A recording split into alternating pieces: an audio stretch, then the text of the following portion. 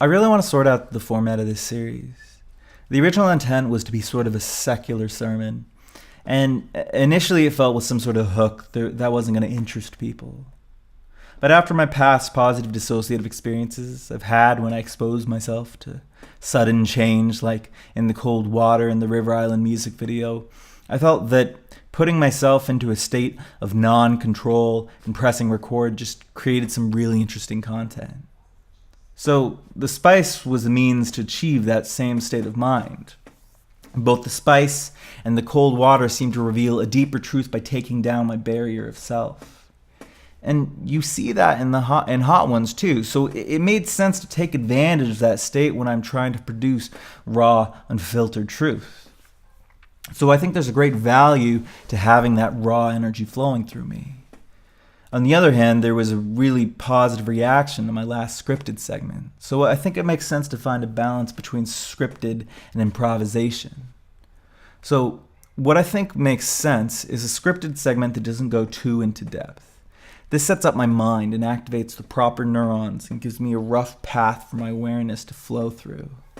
Then I'll eat the spice, which spikes my awareness by sending many overlapping signals to my brain. And when all of those signals form into one, that's where I hope to find a deeper truth. This week's topic is peace, something I find fairly abstract, because it's certainly not just the absence of war, because there are conflicts within countries as well. I mean, hell, there are conflicts within cities and families and individual people. And if we don't even experience internal peace, a definition that relies on borders seems strange and convoluted. Rather, when I think of peace, my mind visually goes to a calm pool of water. Not ice, but water. And sometimes even a stream or waves lapping on the beach.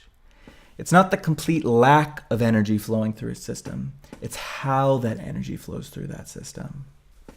Peace seems to be more of a balance between change and consistency. And because there always is change, because the nature of life is change, the state of peace is never consistent. We can move towards peace, but perhaps never fully arrive. Because it's a direction, not a destination. Peace isn't a permanent state of being, it's temporary. Peace moves away from our center and challenges us to follow it. But with such a fog of uncertainty around us, if we're not attentive, the direction of peace is easily lost. And now the spice, I'll now eat the spice, is now that I will eat the spice. Is this the spice, the direction of peace? Probably not, but you never know the direction of peace. It's always moving, it's always shifting, it's always changing. Now just eat the sauce.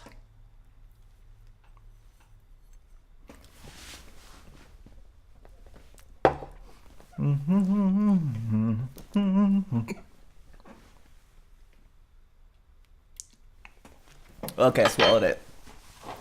That was quite a bit.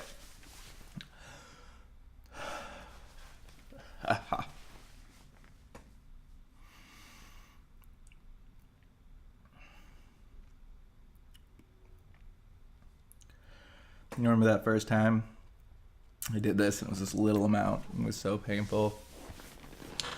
I don't know what I just got myself into.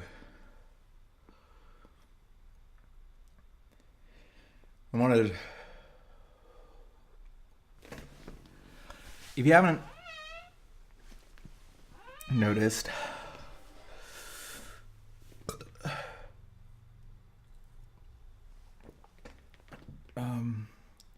wow. This doesn't feel like peace at all. This feels like a lot of pain.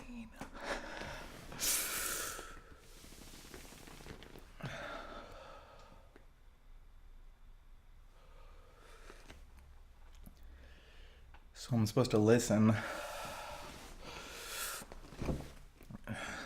in my mind to my tongue at first. I mean, it's many signals at once.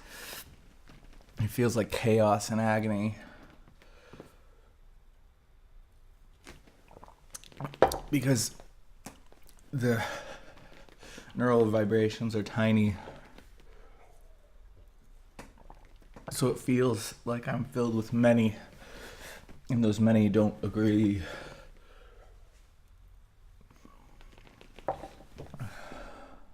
But what I know about spice is eventually all of those signals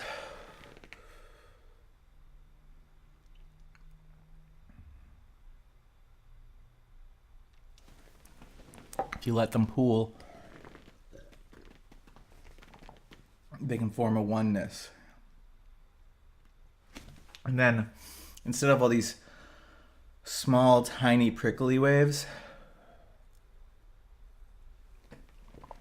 you get one giant wave that's moving through you.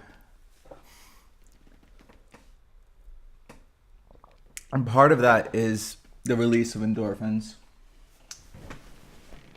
And part of that is the integration of all of these overlapping signals into a oneness that can find harmony with itself in the moment.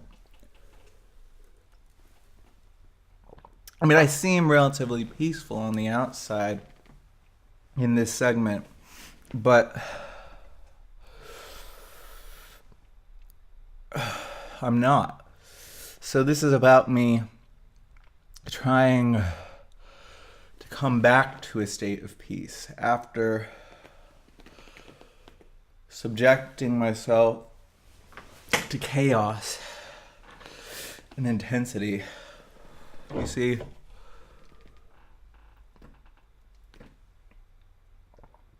peace moves.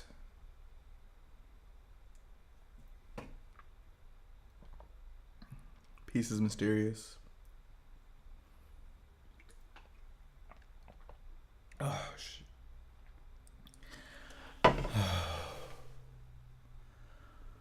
And to an extent, it almost completely wipes your brain out because there's so many activations at once that nothing can dominate. So I might have jumped too far ahead with the mountain this time, because I want to still be able to speak about the nature of peace and how it relates to society and humans in general, but also how it relates to, physical matter and how much it's changing.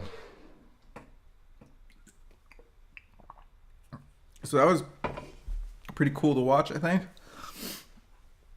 But I'm having trouble forming anything more useful, and I think this comes out to about 10 minutes. So this might be signing off. There might be an extra piece, I don't know, we'll find out. Goodbye, I'm John Ash, and this has been on Peace. And peace be unto you.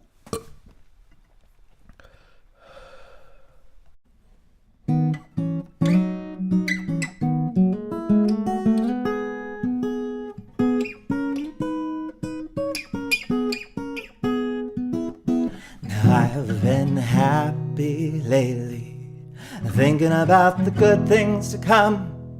And I believe it could be something good has begun. Oh, and I've been smiling lately, dreaming about the world as one. And I believe it could be someday it's going to come. 'Cause out on the edge of darkness there rides a peace train. Oh, priest train, take this country, come take me home again. Now I've been smiling lately, thinking about the good things to come. And I believe it could be something good has begun.